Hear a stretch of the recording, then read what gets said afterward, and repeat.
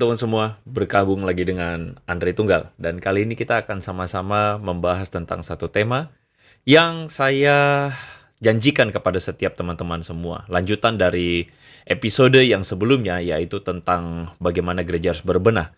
Dan kali ini saya akan membahas tentang 3 fitnah bodoh terhadap ajaran Kristen yang bisa jadi adalah hasil dari kegagalpahaman seorang mualaf Jesslyn yang aktif di gereja, tetapi kemudian dia malah gagal paham terhadap ajaran-ajaran Kristen. Tentu saja ini adalah satu hal yang patut kita pelajari bersama dan gereja pun harus mengintrospeksi dirinya dan pengajarannya. Kita akan saksikan sama-sama apa yang menjadi statement Jesslyn Thea Lestari yang telah berpindah agama menjadi seorang Muslim dan kemudian mengatakan atau memaparkan kesalahan pikir dia tentang ajaran Kristen. Mari kita saksikan sama-sama. Jadi my logic akhirnya mengisah bahwa perlakuan jahat itu lebih bagus. Sampai ke bagian situ. Sampai ke Kan situ. kita kan ditebus oleh Yesus, betul? Berarti boleh apa aja? Boleh apa aja dong. Yang penting minggu ke Gereja. gereja. Yang penting bayar Perpuluhan. perpuluhan dan persembahan. Haleluya gitu. Haleluya, amin. Lunas kan? Oh, nampol banget. Apa yang ditebus? Ya dosa. Dosa kan? Iya. Berarti kalau dosa gua ditebus, gua gak perlu nebus lagi dong. Bulan depan tebus lagi. Saya semakin mengiyakan dosa, it's fine.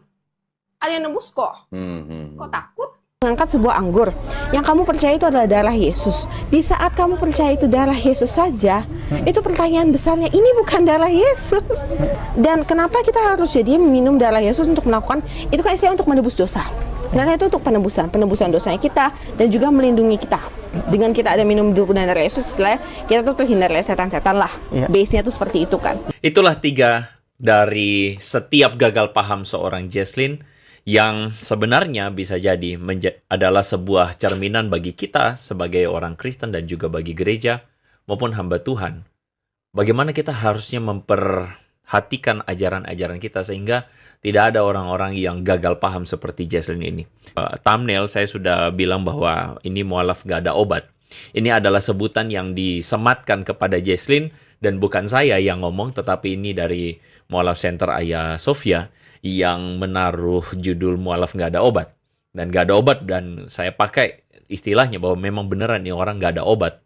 Karena begitu ngawur dan begitu salahnya pengajaran kekristenan yang dia sedang koar-koar di channel-channel para polemikus muslim ini. Mualaf Jesslyn ini mengaku sudah dibaptis 7 kali karena dia adalah bagian penyembahan tertinggi katanya ya. Kan.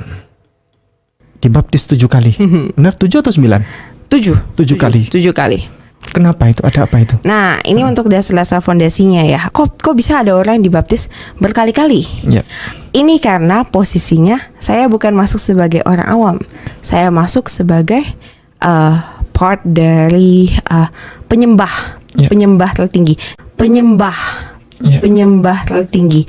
Karena di gereja itu hal yang paling khusyuk, hal yang paling penting adalah keseluruhan proses ibadah tersebut. Nah, yang di mimbar-mimbar itu semuanya itu harus sudah dikuduskan istilahnya. Ya. Kenapa saya harus dibaptis sampai 7 kali? Karena saya yang memegang setengah dari alur penyembahan dan setengah dari ibadah. Kalian bisa mengerti khotbah atau tidak, kalian bisa hati kita akan bisa terbuka untuk bisa mendengarkan khotbah dengan baik adalah jika penyembahannya itu benar dan tepat. Nah, itulah kenapa saat saya berpindah gereja dan di situ saya memegang posisi pianis utama, saya harus dibaptis ulang. Itu kenapa saya bisa baptis sampai 7 kali dan punya 7 nama baptis yang berbeda. Seingat saya nama saya itu ada Esther. Iya, Esther. Satu tuh Esmeralda. Satu lagi Elianos atau sesuatu. Saya lupa. Yang ketiga saya lupa. Berarti yang komentar seperti itu mainnya kurang jauh ya? Ya, komentar seperti itu awam. Teman-teman udah langsung sudah ada beberapa yang sudah komen ya. Penyembah tertinggi setinggi apa? Ya, lalu ada teman kita Purnomo mengatakan Jess sudah setara kerub Yahudi, malaikat maksudnya ya. Jadi Jesslyn ini percaya bahwa dia harus dibaptis. Kalau teman-teman mendengar apa yang dia baru sebutkan, dia percaya bahwa dia harus dibaptis ulang setiap kali pindah gereja dan pindah pelayanan. Kenapa? Karena kalau lengkapnya itu adalah dia mengatakan, oh dia ini tiap gereja punya ajaran beda, jadi dia mesti baptis jadi segel gitu loh. Jadi kira-kira begitu. Esmeralda sih the best ya, Esmeralda ya. Jadi disebut baptisan itu adalah hal yang dia harus lakukan ketika dia pindah gereja, pindah pelayanan begitu kan ya. Nah, jadi begini. Di dalam kekristenan, buat Anda-Anda yang mungkin bias tentang baptisan itu, kami orang Kristen jelasin nih. Di dalam kekristenan, baptisan itu adalah ritual atau sakramen lahir baru. Lahir baru itu adalah satu momen di mana seseorang itu bertobat dan melakukan pengakuan iman untuk menjadi seorang pengikut Tuhan Yesus dalam tradisi gereja. Jadi baptisan itu adalah ritual yang tidak dilakukan berulang-ulang seperti yang dikatakan oleh Jesslyn ini.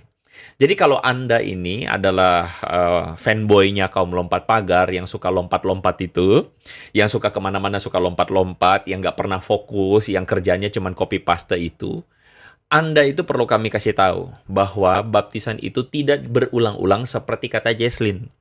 Baptisan itu tidak dilakukan untuk sebagai karena pindah baptis, itu bagi kami itu aneh.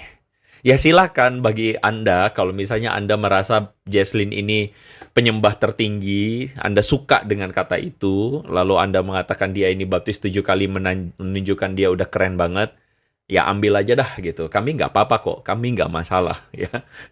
Yang saya cuman bingung aja ketika si Ipung Atria mengatakan buat yang mempertanyakan baptis 7 kali mainnya kurang jauh.